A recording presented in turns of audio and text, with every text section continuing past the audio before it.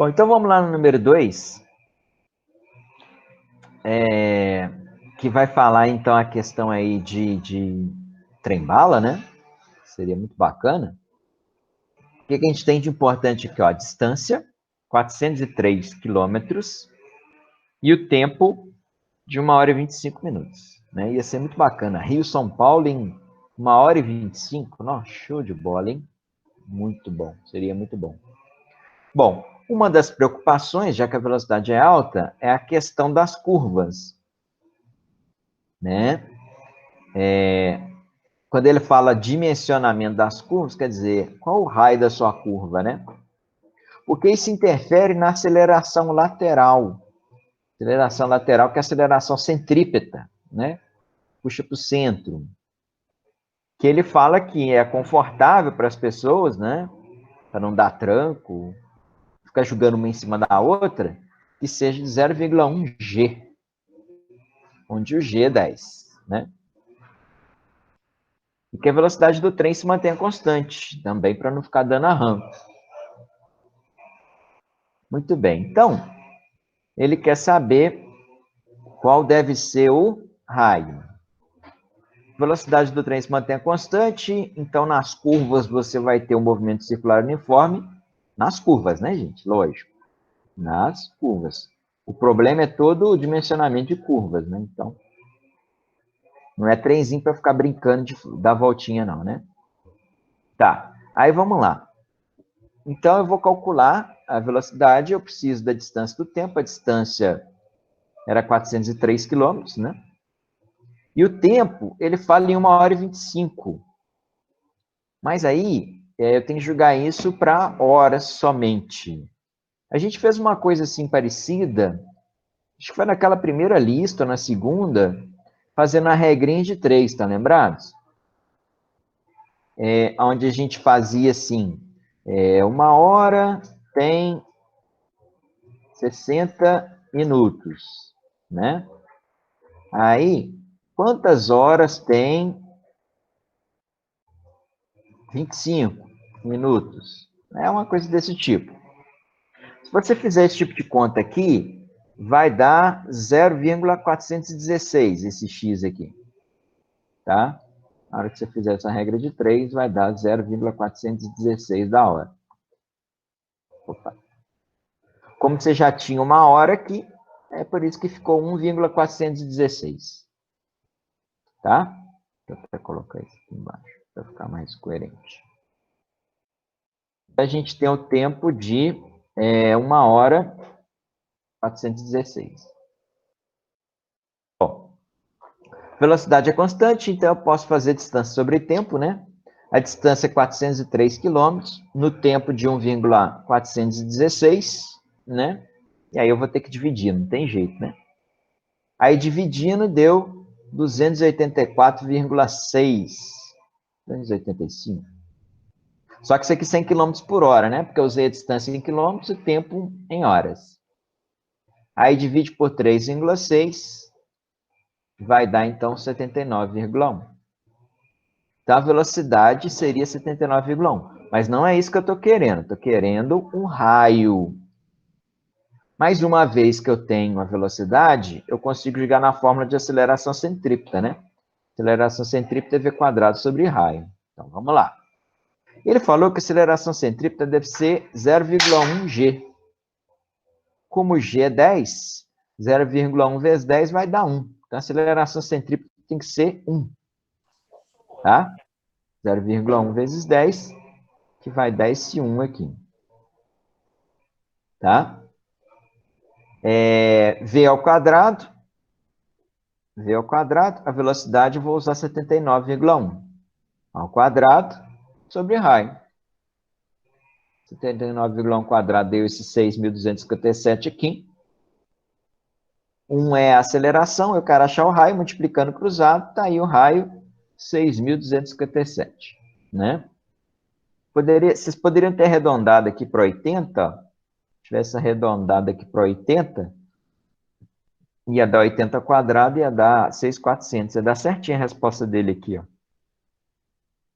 Tá? Podia ter feito, ficava até mais fácil, né? Mas, de qualquer forma, fazer conta, tranquilo, né? No problem. Poderia ter feito aqui. 80 metros por segundo. Fica mais fácil. Vou colocar ele aqui. Facilitar a vida de vocês. 80. Ops. 80 ao quadrado, 6.400. Pronto. Fica mais redondinha a conta, né?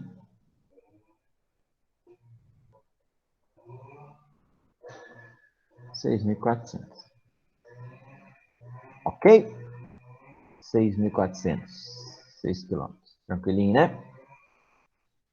Então, basicamente, aí, isso é a fórmula, isso é o cálculo do raio. Pronto. Vamos lá, o número 3 agora, então. Novamente, a questão da transmissão, né?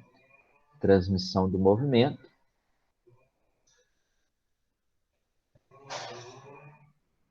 Circular. Tá, aqui tem duas opções de montagem, ele vai mandar a gente escolher. E aí ele coloca como critério de escolha a serra possuir menor velocidade linear. A serra de fita é que vai ser ligada aqui, ó. Qual que é a diferença, né? Veja, na montagem P...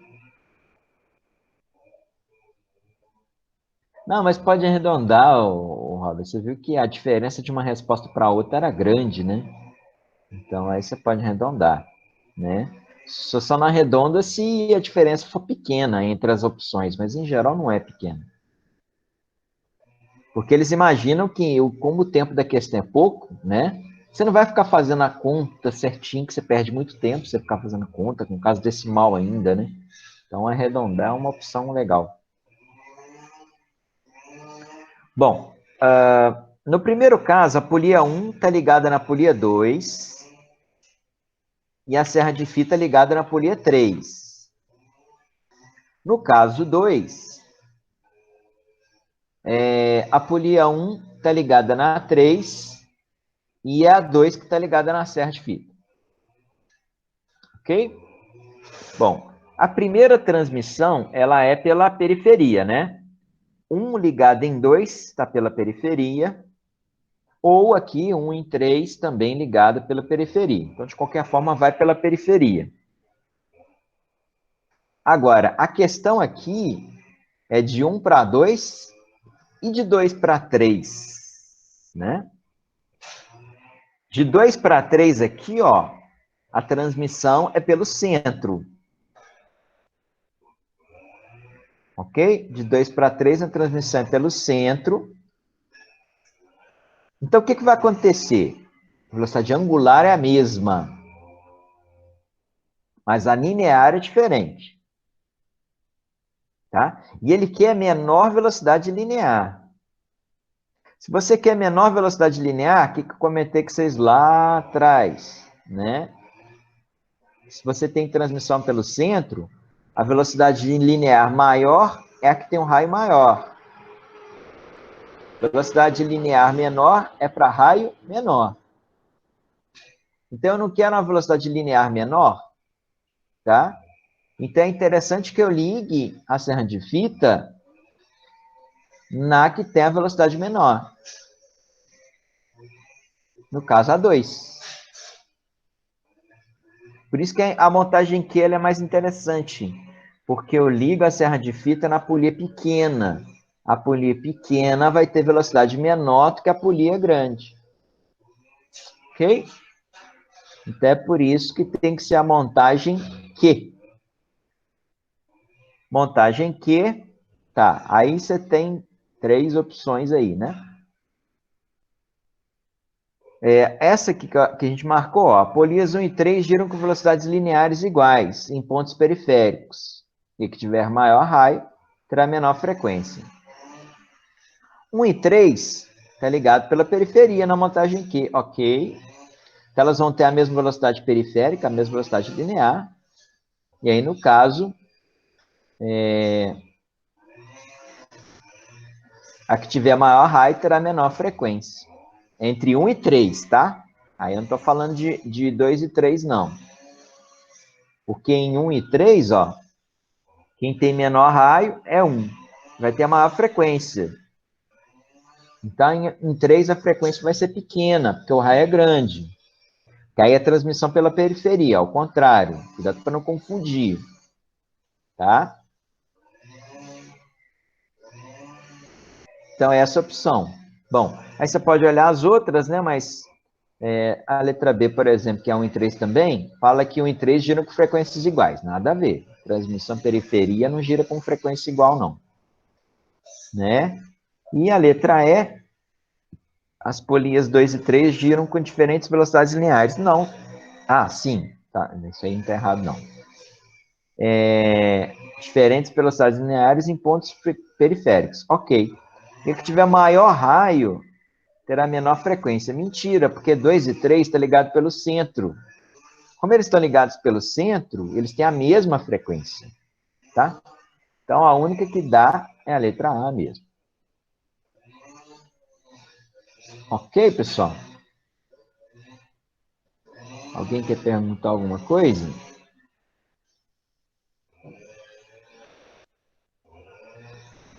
Pelo menos a casa decimal você pode tirar, tá, Robert? Tranquilo. Normalmente dá para arredondar até mais, igual vocês viram lá com 79,1 virou 80, né? Dá para arredondar até mais.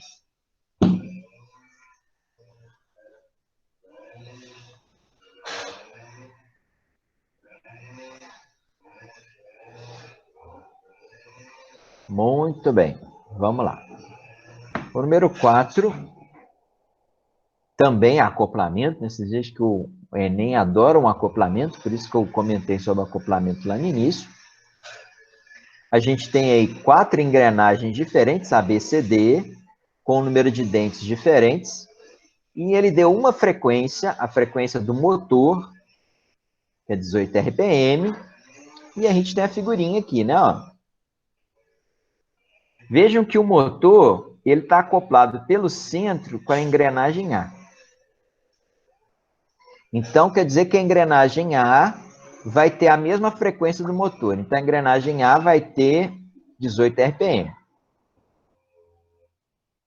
Outra coisa que vocês podem perceber nessa figura é que a A é a menorzinha, né? Aí depois, tirando A, a próxima maior é C, depois B e depois D. Vocês vão ver isso pelo número de dentes também, olha. Quem tem menos dentes é A, que ela é menor. Depois é C, depois é B, depois é D.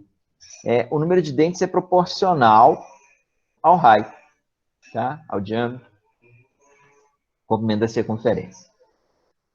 Bom, então, a gente vê, ó, a engrenagem A, ela está acoplada pela periferia à engrenagem B.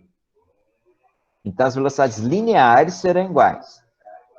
B está acoplada pelo centro, com C, a velocidade angular igual. E C pela periferia com D. Então, vamos uma coisa de cada vez. Vamos por partes. Então, primeiro, ó, frequência de A igual a frequência do motor, 18 RPM. A e B estão ligados pela periferia. Então, velocidades lineares são iguais. Lineares. Mas aqui eu tenho a frequência, ó. Então, aí eu vou fazer aquele esquema que eu tinha feito antes, ó. Velocidade linear é ômega vezes raio, e a angular é 2π frequência. Com a velocidade, então na hora que você junta essa com essa, né? Vai dar V igual a 2π RF. Como o VA é igual a VB, 2π RAFA é igual a 2π RBFB. Cancela os 2π dos dois lados. RAFA é igual a RBFB. Que eu já tinha demonstrado para vocês antes. Beleza. Só que eu não tenho raio. Eu tenho número de dentes. É a mesma coisa? Não. Mas é proporcional, não é? Se é proporcional, eu posso substituir, tá? Ó, porque o 2π raio ele é proporcional a n. E como está numa igualdade, o mesmo fator de proporção que você tem de um lado, você vai ter do outro. Então, você pode substituir o 2π raio, o 2π raio, pelo n, que é o número de dentes. Então, olha como é que ficou. O número de dentes de A vezes a frequência de A é igual ao número de dentes de B vezes a frequência de B. Beleza, o A tem 24 dentes, gira 18 RPM. O B tem 72 dentes. Qual que é a frequência? Né?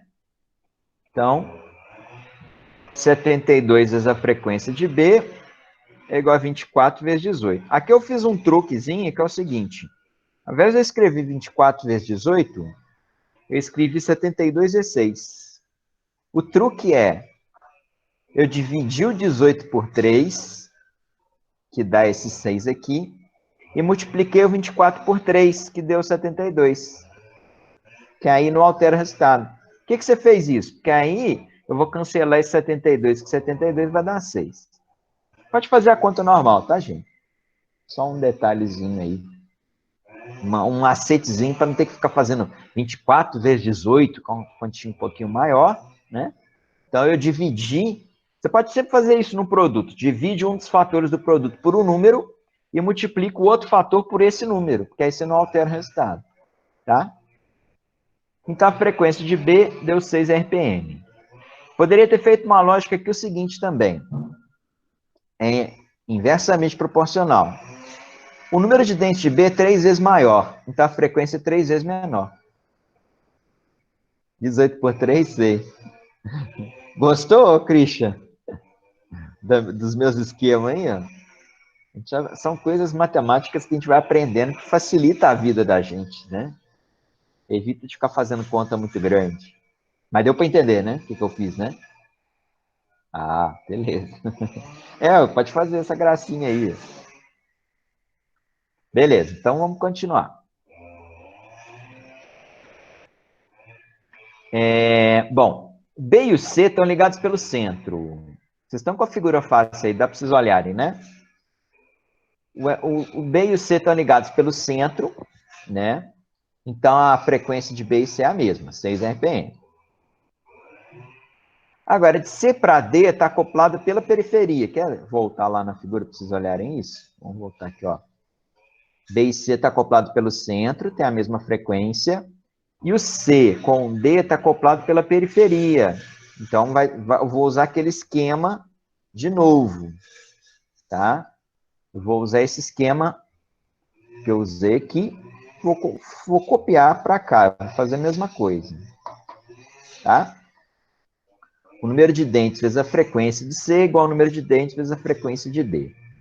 O C tem 36 dentes, vezes a frequência que é 6, que a gente viu aqui, é igual a 108 dentes que tem o D vezes a frequência dele.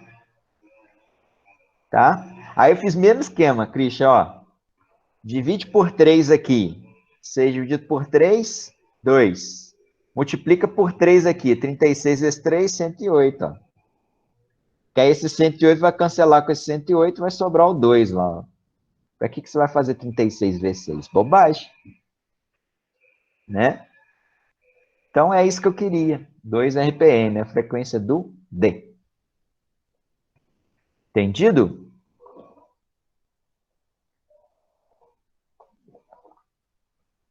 Não entendi isso não, Pri. Truques da vida? O que que é? Atalhos da vida? Mais ou menos isso. Né? Pergunta? Entendido? Viu como é que a transmissão no movimento circular é fundamental? Se não souber transmissão, fica enrolado. E às vezes é uma coisa que o professor que está no vídeo, Life Hacks, tá bom, joy. O professor às vezes no vídeo não chama atenção para essas coisas, né? Isso é importante. Mas também é porque eu fico escolhendo os vídeos mais resumidos para vocês, né? Porque eu sei que vocês gostam do vídeo mais rapidinho, né? Mas às vezes se eu for pegar um vídeo mais completo, igual aqueles do estúdio lá, às vezes você vai achar isso lá. Muito bem, então vamos lá no 5, né? Mas já tá bom. Vamos lá no 5, que é a questão do mudar a roda do carro, né? Então você tem um carro que tem aro 15, né? O diâmetro da roda é 15 polegadas. Eu vou trocar por um aro 17. Vou trocar por um raio maior. Vou aumentar o raio, certo? Um diâmetro maior, vou aumentar um diâmetro. É diâmetro, né? Não é raio, não. Falando que é. Enfim. O que vai acontecer, né? Você vai estar trocando o seu pneu por um pneu maior. Vai aumentar o diâmetro do pneu. O que vai acontecer? Bom, primeira coisa, seu carro vai ficar mais alto, percebe? Você vai usar um raio maior, né? Você vai colocar uma roda maior, seu carro vai ficar mais alto. Acho que a primeira coisa que se percebe é isso.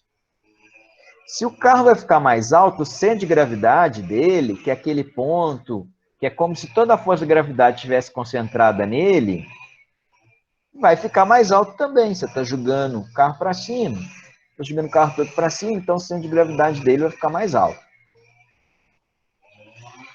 Ok? Bom, isso é bom ou ruim?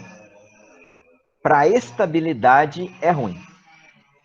E aqui nessas figuras aqui vocês vão perceber, olha, aqui vai comparar, olha, um carro pequeno numa estrada tombada, tá? Se ele tiver numa estrada muito tombada, de forma que a vertical que passa pelo centro de gravidade não pega em cima dele, cai fora dele, a tendência dele é tombar. Quer dizer, nesse primeiro caso aqui, ó, o peso está pegando em cima do próprio carro ainda, está dentro do carro ainda a vertical do peso. Então ele não tomba, tá? Que é a chamada área de suporte aqui, ó. Agora, nesse caso aqui, está fora da área de suporte o peso, olha. Então a tendência dele é tombar, tá? Tá, aqui no caso eu só mostrei que em rampas diferentes ele pode ter tendência de tombar numa rampa mais inclinada. Agora, o caminhão aqui, ele está na mesma inclinação da primeira figura aqui. Só que aqui ele tem tendência a tombar. Já viu como é que caminhão tomba muito mais fácil do que carro pequeno? O pessoal que mora ali na Rua Brasil, ali, por exemplo, outro dia mesmo tombou um caminhão lá, né? Que saiu até no jornal aí. É isso, né? A rua é meio tombada, né? Aí o caminhão, às vezes, não está muito carregado, então ele corre esse risco de tombar, igual esse caminhão aqui está tombando. Por quê? Porque o centro de gravidade dele é mais alto do que o carro, tá vendo? Como o centro de gravidade é mais alto, a reta do peso ela fica fora do veículo. Então ele é mais instável. Então você perde estabilidade quando o seu centro de gravidade é mais alto. Então, quando você joga o centro de gravidade do seu carro para cima, você perde a estabilidade, tá? Você joga para baixo, você ganha estabilidade. Então, ó, quando você eleva a posição de centro de massa, torna-se mais instável, tá? Ele está mais longe do ponto de apoio. Então, essa é uma coisa que você tem que olhar lá. Nós vamos elevar a posição do centro de massa e vai ficar mais instável. A outra coisa é a velocidade. Porque, veja, velocidade é ômega raio, certo? Como é que ele calcula a velocidade que aparece no velocímetro? Ora, basicamente, o ômega, que é a velocidade angular do eixo do motor, do eixo das rodas, tá? Do eixo das rodas, vem transmitido lá do eixo do motor, mas é do eixo das rodas, vezes o raio da roda. Só que aí você vem e aumenta esse raio da roda. Como você aumenta o raio da roda, você vai produzir uma velocidade maior, certo?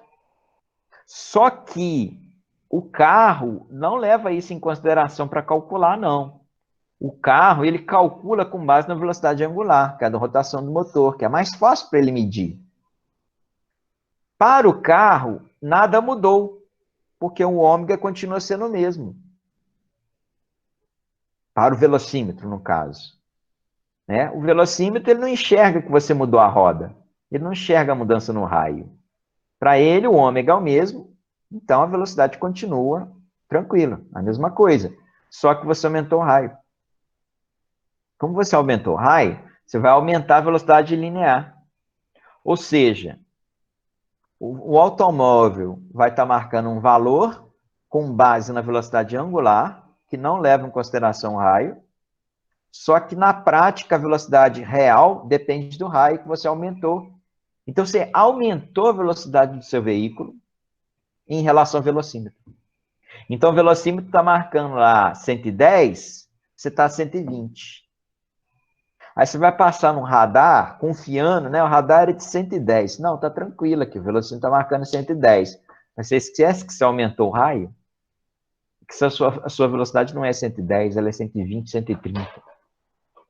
Tá? Então, vai levar multa. Vai levar uma multinha. Então, a outra consequência, então, é isso. Aumentar a velocidade do automóvel em relação indicada no velocímetro. Ok? Por isso que é lá, deixa eu ver as opções lá, né? É a letra A, ó. Elevar a posição de centro de massa do veículo, tornando-o mais instável, né? Vocês viram que ele tem mais tendência a tombar, e aumentar a velocidade do automóvel em relação indicada no velocímetro. Ok? Então é por isso que é a letra A. Perguntas?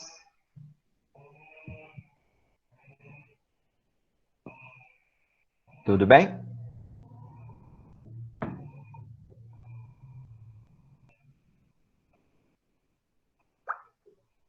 Tranquilo? Muito bem. Então vamos lá no número 6 agora.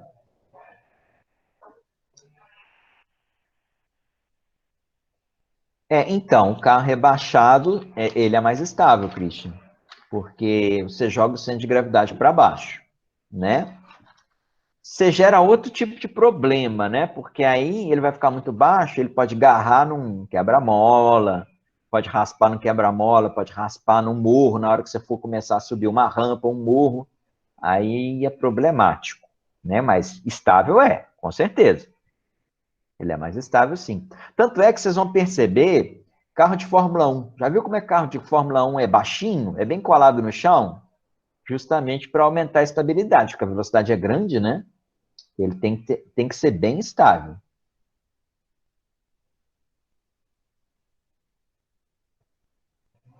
Também, quer dizer, porque se você fosse colocar o fundo do carro por cima da roda, o fundo do carro ia ficar muito alto, né? Como você quer que o carro fique baixo, então você tem que jogar as rodas para o lado, né? Porque aí você consegue deixar o carro bem baixinho, né? Diferente desse modelo nosso, que é por cima da roda, né? O carro de corrida, com a roda por fora para não atrapalhar, você conseguir ficar com o carro bem pertinho do chão. Por isso mesmo. Tá? Legal, né? É bom quando a gente consegue fazer esse raciocínio com as coisas que a gente vê por aí, né? Ciência é isso, né? Por isso que é legal, por isso que sou apaixonado com física. Muito bem, vamos lá. O número 6, então. A gente tem um malabarista, né? Que faz girar uma bola de fogo, né? Bola incandescente. E está preso a um fio de uma corda, né? Tá, eu já vou mostrar a figurinha para vocês. E aí, é um fio inextensível. Inextensível quer dizer que o comprimento não muda, tá? Então, o raio da trajetória é um raio constante. E aí ele considera 3 pontos diferentes. É um plano vertical, tá? Plano vertical, isso é importante. Ele considera 3 pontos diferentes. O ponto 1 que é o ponto mais alto da trajetória, o ponto 2, que é o ponto mais baixo, e o ponto 3, que é um dos dois pontos que estão na mesma altura do centro. E aí ele quer saber a força centrípeta em cada uma das posições, como ela fica. Vamos lá na figura? Pela figurinha a gente tem mais noção de como que a coisa é. Então, olha só, é uma bola de fogo, né? Uma bola de fogo girando num plano vertical. Vertical. Então, olha só. Aqui a gente vê a força centrípeta. A força centrípeta, ela aponta sempre para o centro, né? Ó. Por isso que ela é centrípeta, né? Ela aponta para o centro. Só que a força centrípeta, veja bem, a força centrípeta não é mais uma força. A força centrípeta, ela é a força resultante, tá? Então, o que acontece? Quais são as forças que atuam nesse coisinho, nessa bola de fogo? O peso dela, exercido pela gravidade, e a tração na corda, porque como ele está amarrado na corda, né? A corda não deixa essa bolinha escapar, né? Então, a tração é que puxa a corda em direção ao centro, prendendo a corda, prendendo a bola de fogo na corda. Na posição 1, P e T estão no mesmo sentido, tá vendo? Se o P e T estão no mesmo sentido, como é que é a resultante, né? A resultante de duas forças no mesmo sentido. É só somar, certo? Então, é por isso que vai ser aqui no ponto 1, vou trazer isso para cá. No ponto 1, que é o ponto mais alto, a força centrípeta, que é a resultante das forças, vai ser T mais P. Porque as duas estão na mesma direção, no mesmo sentido aqui. Tá? No ponto 2, já é o contrário. Ó, no ponto 2, você tem o T para cima, sempre apontando para o centro, e o P para baixo. Como você tem os dois em sentidos contrários, como que é a resultante? A resultante é a diferença, né? T menos P.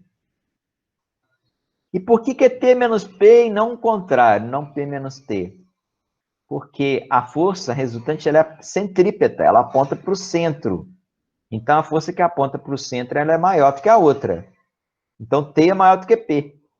Por isso que ficou T menos P. Tá? Beleza. E no 3, né, que são esses pontos laterais aqui, ou esse, a gente tem a tensão, tração puxando para o centro, então ela está na horizontal, e o peso continua na vertical. O peso é sempre na vertical, né? Eles, inclusive, estão formando 90 graus aqui entre eles. Tá, mas aí você tem que pensar o seguinte, a gente não quer resultante centrípeta. Resultante centrípeta só depende das forças que estão na direção do centro. O peso não está na direção do centro. Ele não está na direção que a gente chama de radial, que é aquela que passa pelo raio. Ele está na direção tangencial. Tá? Então, o peso não entra. Duas direções perpendiculares, a força que está numa direção não afeta a força que está na outra, lembra? Quando a gente faz Rx e Ry, por exemplo, é como se fosse um Rx e um Ry. Tipo, a centrípeta seria o Rx. E o P está na direção da resultante em Y, né? Então, eu só quero que está na direção de X, que é a centrípeta. A direção de X é só o T. Então, por isso que o FC é só o T. Ok? É por isso que tem que ser, então, a letra D, ó. 1 é T mais P, 2 é T menos P e 3 é T só. Ok? Deu para entender aí? Tranquilo? Então, lembrem-se, força centrípeta não é outra força adicional. Ela é a resultante das forças que atuam no movimento circular uniforme, que atuam na direção do centro, na direção radial.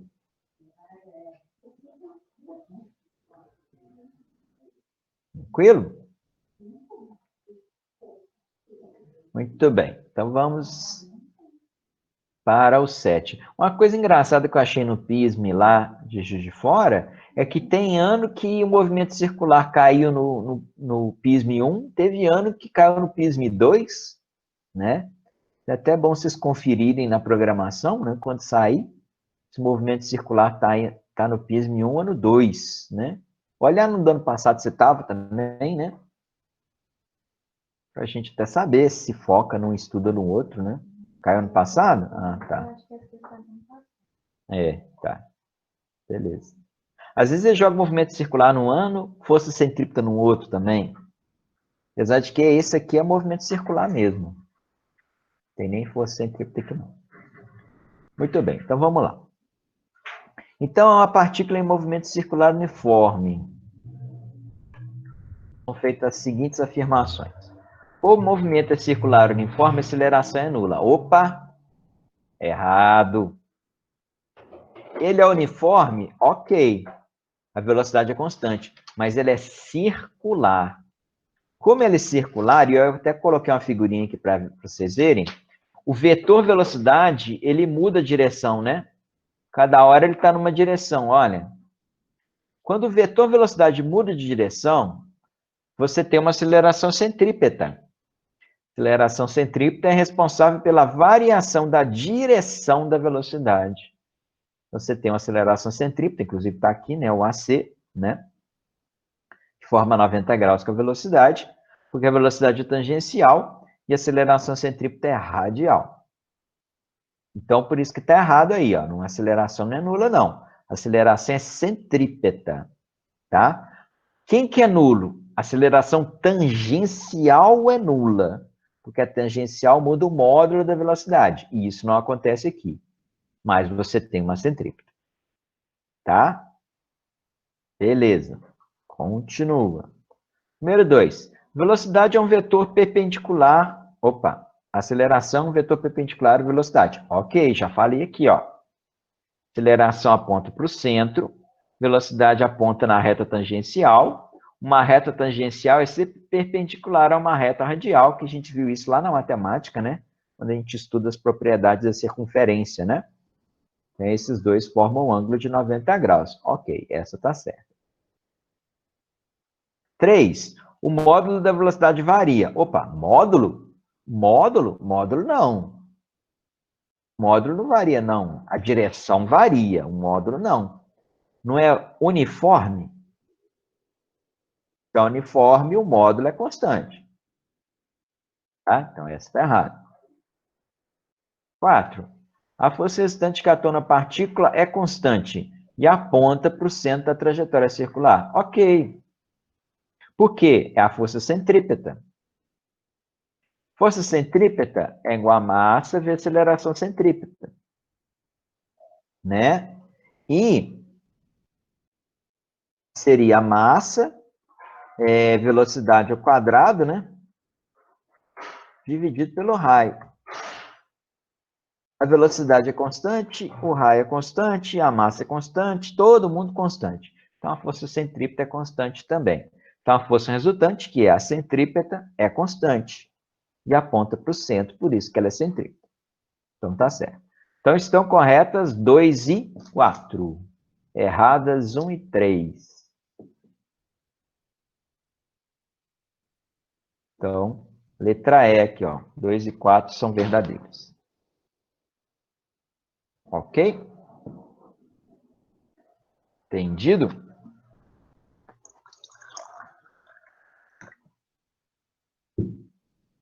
Tranquilinho?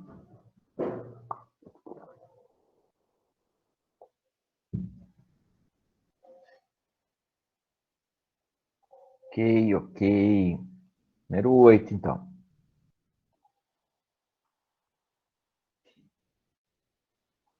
O 8, a gente tem, então, a Maria brincando no carrossel, a uma distância de 4 metros do centro. Quer dizer que esse aqui vai ser o raio do movimento. O raio de 4 metros. Sua mãe está do lado de fora e contou 20 voltas nos 10 minutos. Isso aqui dá para a gente tirar a frequência. 20 voltas em 10 minutos. Ok? Vamos lá. A distância percorrida em uma volta completa é o comprimento da circunferência. 2πr, né? 2πr. O π 3,14, normalmente a gente usa, né? Então, 2 vezes 3,14 vezes o raio é 4, né? Porque a distância vai dar 25,13. Tá? Então, essa é a distância que ele percorre em uma volta. Só que ele percorreu 20 voltas. Porque ele quer a distância total, ó. Distância total em 20 voltas, né? Então, é só multiplicar isso aqui por 20, né? Só multiplicar isso aqui por 20. Então, é onde deu aqui 502,6 metros. Tá? Então, não se esqueçam essa questão aí do... É questão de arredondamento. Mas não... Se for aqui, vai dar o quê? 4. Beleza. Então, a distância é 2πr, né? Então, não se esqueça como menos circunferência. Ajuda demais. Muito bem. E ele vai pedir a velocidade angular da Maria. Tá? Tem várias formas de fazer isso. Uma forma delas é a partir da frequência. Veja, ele falou que são 20 voltas em 10 minutos. Se são 20 voltas em 10 minutos, seriam então 2 voltas por minuto, né? Então, a gente teria uma frequência de 2 rotações por minuto. Mas ele não vai querer por minuto, ele vai querer por segundo. Olha, adiante por segundo. Então, nós vamos ter que julgar isso em rotação por segundo ou hertz, que é a mesma coisa. 1 hertz, que é uma rotação por segundo, equivale a 60 rotações por minuto, né? Então, quantas rotações equivalem a 2 rotações por minuto? Multiplicando cruzado, 60F igual a 2, F é 2 sobre 60, simplificando a fração sobre 30. Melhor não dividir, porque isso aqui vai dar dízima. Então, não é interessante dividir, não. Pode deixar indicado assim. Beleza. Só que ele não quer frequência, não, tá? Ele quer velocidade angular. Só que a velocidade angular é 2π frequência. 2π vezes a frequência, que é 1 sobre 30. Dá 2π sobre 30. Simplificando a fração, π sobre 15. Então, poderia deixar a resposta π sobre 15, tá, gente? Sem problema. Π sobre 15 rádio por segundo. Ou você usa o π igual a 3,14. Se tiver com tempo, você poder dividir por 15, que aí você vai ter esse ômega aqui na sua forma decimal, né? Dos 0,209 rádio por segundo. Isso é uma forma de fazer. A outra forma de fazer seria nessa fórmula aqui, ó. Velocidade angular é o ângulo dividido pelo tempo. O ângulo, no caso, é 2π, que é a de uma volta. 3,14 aqui é o π. 2π é uma volta. São 20 voltas. Em 10 minutos, 600 segundos. Também dá. Tá? Ó. Uma volta tem 2π. É isso aqui, 3,14. 10 minutos, 600 segundos. Então, você pode fazer aqui direto também, daria 0,209 também. Se simplificar, se deixasse o π indicado e simplificasse, chegaria no π sobre 15 também. Ok? E, finalmente, a letra C, ele quer aceleração centrípeta. Tá? Para achar a aceleração centrípeta é v ao quadrado sobre raio. Eu vou achar o v primeiro. O v é ômega r. O ômega é 0,209 e o raio era 4. Então, deu 0,836. Número chato, né? Ainda vai ter que levar ao quadrado ainda, hein? Fala sério. Dividido por 4, vai dar isso aqui, em 0,17 metros por segundo ao quadrado, que é a aceleração. Esse é o caso que é complicado até você ficar arredondando muito, porque é questão aberta, né? Então, você acaba tendo que deixar. Então, aí a sua aceleração centrípeta também poderia ser feita da seguinte forma, ó. A gente tem aqui, aceleração centrípeta é v ao quadrado sobre raio. Só que o v é raio vezes ômega, ômega vezes raio. Na hora que você eleva isso aqui ao quadrado, você vai ter um raio ao quadrado aqui em cima. Com o outro raio que tem lá embaixo, vai dar esse raio aqui, vezes o ômega ao quadrado. Caiu o raio é 4, o ômega é 0,209 ao quadrado, vai dar 0,1747. É a mesma coisa lá. O meu lá deu 0,17. Basicamente. Essa questão de arredondamento mesmo. Ok? Então, como vocês acharem melhor. A primeira forma, a segunda. Beleza? Perguntas?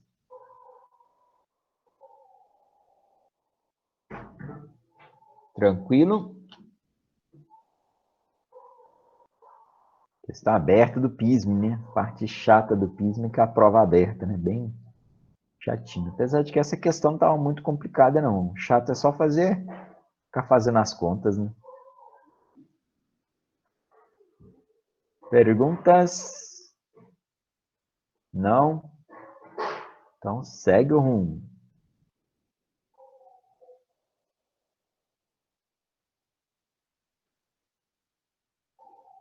Número 9.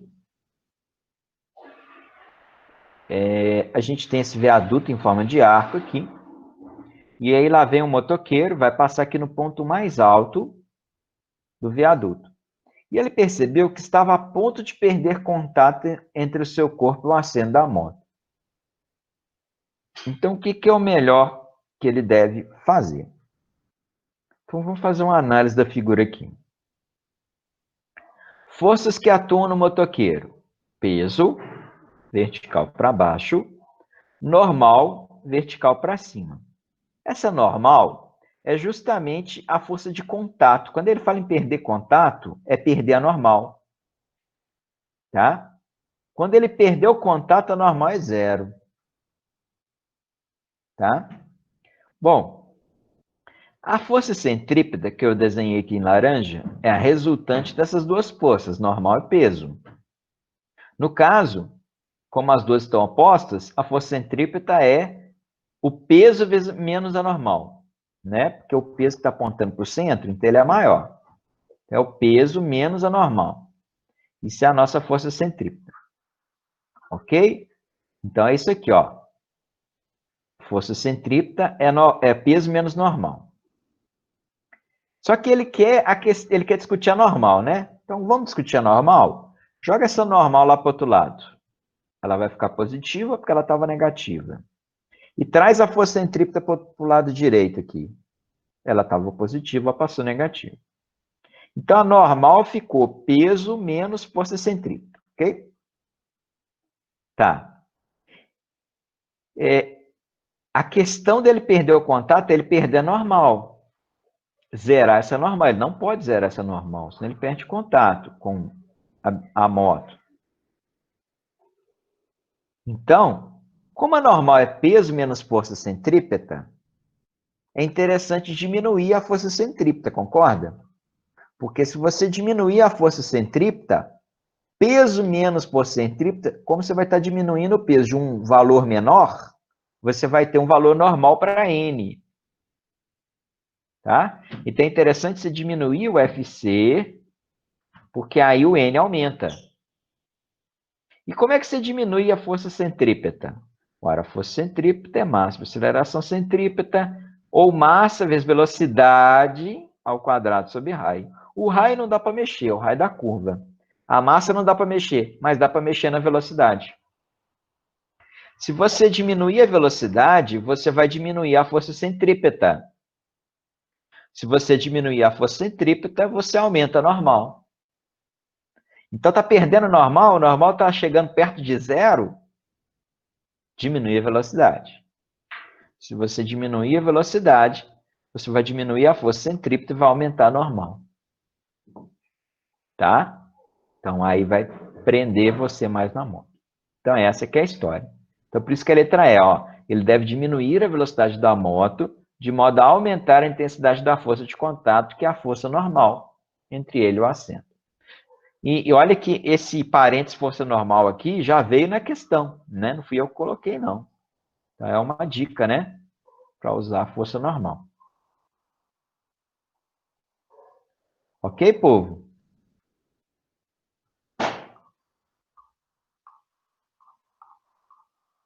Perguntas?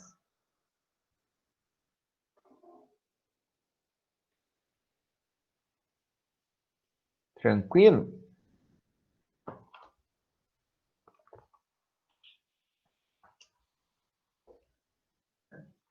Vejam que força normal joga para fora, joga para cima porque o apoio está embaixo, né, Ellen?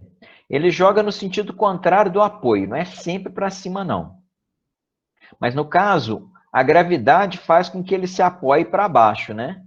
E aí, como o apoio está embaixo, a normal é contrária ao apoio, então a normal é para cima.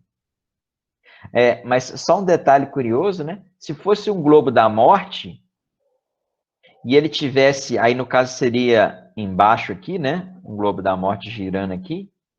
Aí o apoio ia estar em cima, aí a normal ia ser para baixo. Tá? Se ele tivesse de cabeça para baixo no globo da morte. Tá? Então você tem que olhar o ponto de apoio. A força normal, ela é no sentido contrário do apoio. Tá?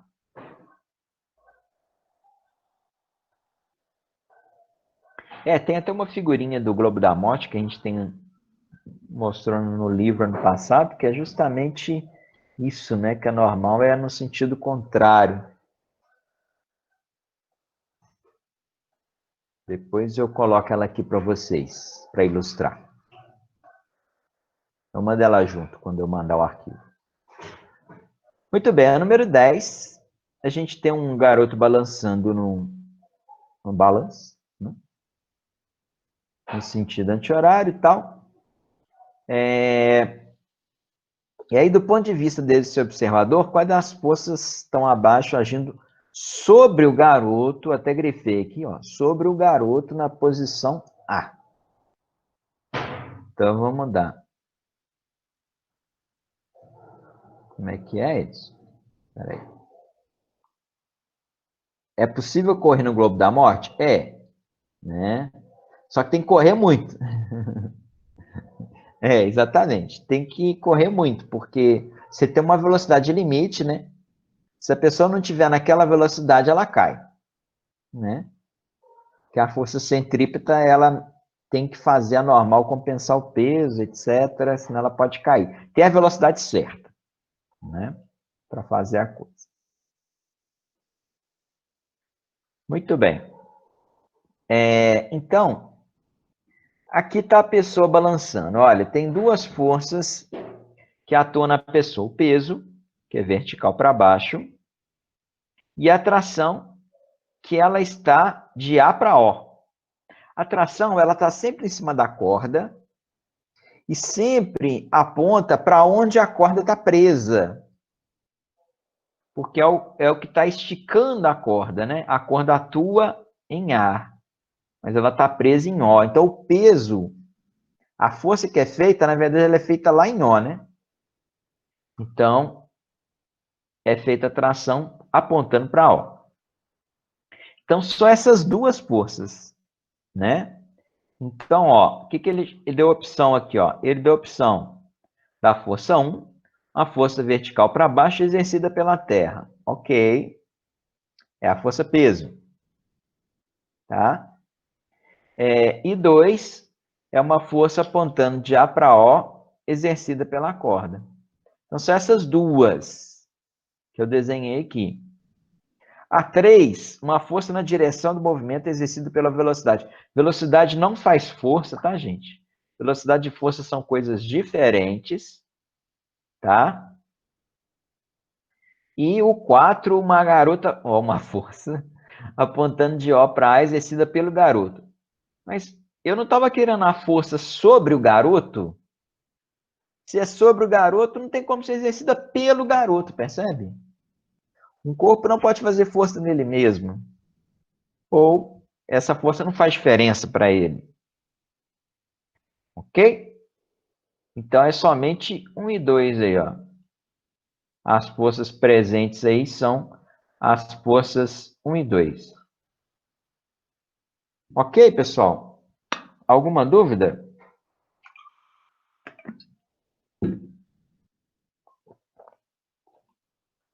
Vou encontrar o Globo da Morte aqui rapidinho, para mostrar para vocês, que aí fica mais claro e a gente pode discutir. Vocês podem perguntar aí. Localizando aqui, que é no livro do primeiro ano. Da morte. Achei. Vou mostrar para vocês aí. Vou interromper o compartilhamento de tela, depois vou apresentar de novo a janela, essa janela aqui, compartilhar. Pronto. Então tá aqui, ó. Tá aí o Globo da Morte, ó. Tá aqui no ponto A, é que eu estava falando do ponto A, né, olha. No ponto A, ele tem a normal e o peso apontando para o mesmo lado. Aí a força centrípeta é a normal mais o peso. É a soma dos dois. Aquele lá que a gente estava discutindo, não é nem parecido com esse aqui, não. Esse aqui é diferente, mas aqui a força centrípeta é a normal, que aponta para o centro, menos o peso. No caso aqui, a força centrípeta é só a normal, aqui a força centrípeta é só a normal também. A força centrípeta aqui é normal mais peso, o mg é o peso, tá, gente? Aqui a força centrípeta é normal menos o peso, e aqui a força centrípeta é só a normal. Então, a força centrípeta é massa da aceleração, tá até aqui no cantinho, ó. Então, aqui no ponto A, a gente tem que ter a normal mais o peso igual a mv² sobre R, que é a força centrípeta. Então, a partir do valor da velocidade, você chega no valor da normal. Ou se você quiser saber qual a velocidade máxima que você tem que ter para ele não perder contato, aí você supõe, quando ele perder contato, a normal é zero. Se ele perder contato, a normal é zero. Aí faz a normal igual a zero se baixar o valor da velocidade. Ele tem que ter, tá? Inclusive, vocês vão ver, tal, a massa do motoqueiro não vai fazer diferença. Você vai achar a velocidade aí, vai ser raiz quadrada de GR. Raiz quadrada de GR aqui. No ponto B, a normal é igual à força centrípeta. No ponto D também. E no ponto C, a normal menos o peso é igual à força centrípeta.